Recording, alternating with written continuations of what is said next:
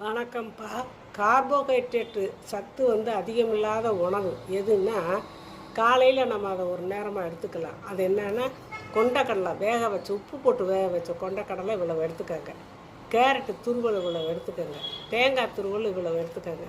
இந்த மஞ்சள் பூசணி இருக்கு இல்லையா, அது உடம்பு தசைகள் இருக்கிறதுக்காக ரொம்ப நல்லது. அதை பொடிசாக கட் பண்ணி அதை இவ்வளவு எடுத்துக்கோங்க. எல்லாத்தையும் ஒன்றா போட்டு கலந்துட்டு அதில் கொத்தமல்லி இலை கொஞ்சம் தூவி விட்டுக்கலாம். எலுமிச்சம்பழம் சாறு ஒரு 1/4 ஸ்பூனோ 1/2 ஸ்பூனோ அப்படியே அவங்க தேவைக்கு புளிப்புக்கு தேவைக்கு அவங்க அதில் தூவி விட்டுக்கலாம். தூவி விட்டுட்டு கிஸ்மிஸ் பழம் இருக்கு இல்லையா, கருப்பு கிஸ்மிஸ், அது இரும்பு சத்து உள்ளது, ரொம்ப நல்லது. அதை நைட்டே ஊற வச்சு காலையில் ஒரு 10 எண்ணிக்கை எடுத்துக்கோங்க. எடுத்து அது மேலே அப்படியே தூவி விட்டு விரட்டிக்கிட்டு நீங்கள் காலை உணவை ஒரு நேரம் சாப்பிட்டுக்கிட்டிங்கன்னா உங்களுக்கு கார்போஹைட்ரேட் சேராத சத்தான உணவு கிடைக்கும். உங்களுக்கு உடம்பு தெம்பாக இருக்கும்.